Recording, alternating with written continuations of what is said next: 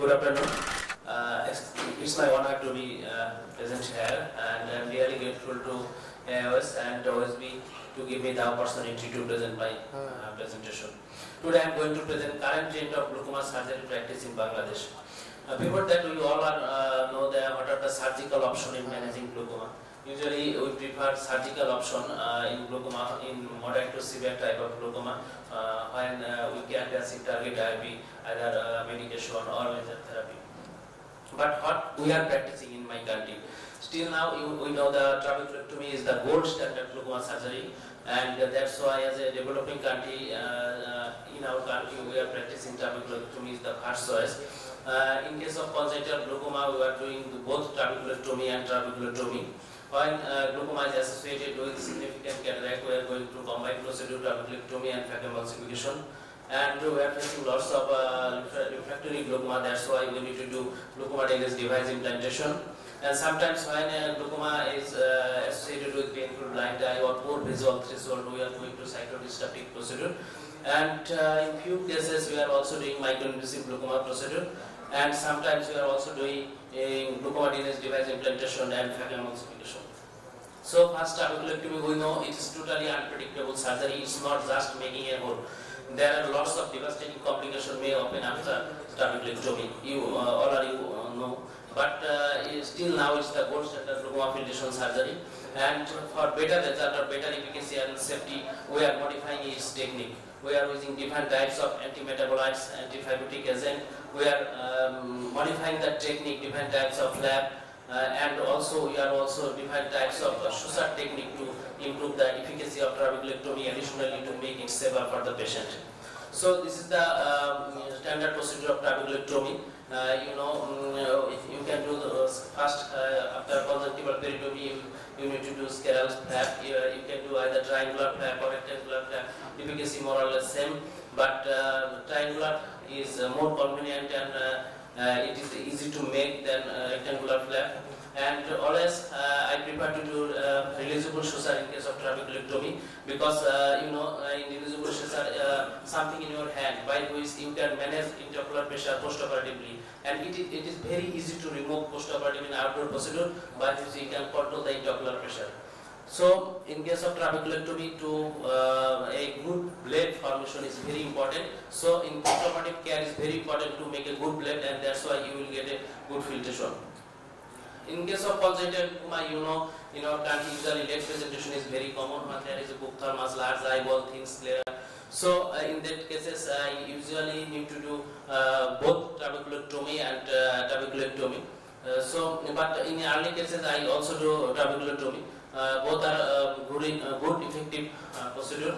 But in case of advanced case, you need to do combined procedure, and in case of primary congenital glaucoma, you will get good outcome after combined procedure.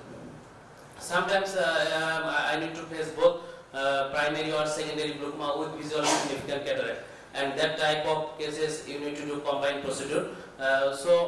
In case of combined procedure, you need to do trabeculectomy and also cataract extraction. This is a case of pseudoexfoliation glaucoma. In pseudoexfoliation, there is a poor dilatation pupil. Additionally, there may be zonular weakness. So I always prefer to do first make the triangular scleral flap, and then I do the phaco emulsification. I prefer to do two-site surgical procedure. I use separate clear corneal incision for phaco emulsification, because it doesn't hamper your trabeculectomy flap, and you will get good outcome in terms of trabeculectomy. So procedure of cataract extraction is same, but after implantation of the lens, I do the rest of the procedure of trabeculectomy. So in case of combined cataract and glaucoma procedure, in case of angle closure glaucoma, early cataract extraction is more preferable, and you will get a good outcome in case of combined procedure. We are also doing MIGS, microinvasive glaucoma surgery. This is also very effective surgical procedure, but it is more effective in mild to moderate type of glaucoma, and patient recovery is good. There is short recovery period, but there is a very costly device, and it's not suitable in case of moderate to severe type of glaucoma. So it is not widely practicing in our country. Refractive glaucoma, which is very common, and different types of refractive glaucoma, after pelvic keratoplasty or diabetic retinopathy or after multiple surgical intervention. So, you know that in case of refractory glaucoma, the glaucoma drainage device is the most effective option.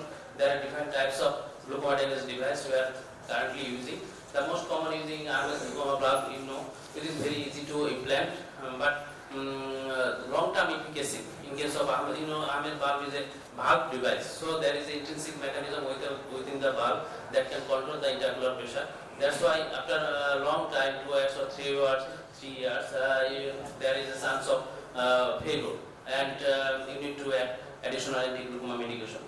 But it's a blazing that's Aurolab manufactured is low-cost glaucoma drainage device, Oro Aqueous drainage implant, which is available in my country, and it is very cheap, only $70 to $80 only.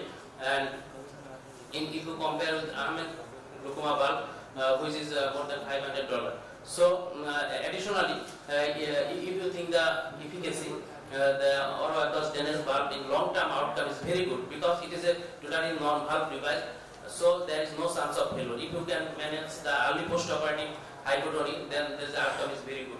But technically, implantation is a little different with the valve device because it is a large valve plate. So you need to put the valve plate under the rectus muscle. You have to identify the two rectus muscle. Usually you prefer the supratemporal position to implant this valve, and obviously you will get the good outcome if you properly manage the post-operative hypotony in that type of cases.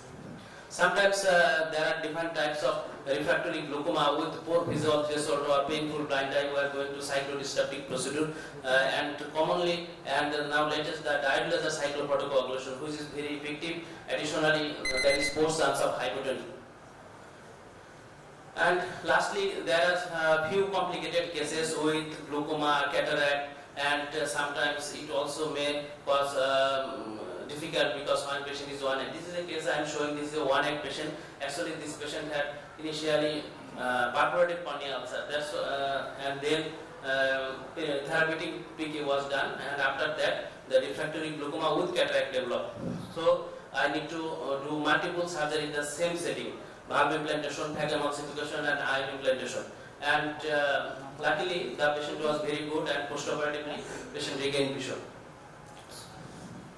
So, in case of glaucoma drainage implantation, perfect implantation of the placement of the valve is very important, and placement of the tube is also important because if you can't place the tube in the properly in the AC, there is chance of corneal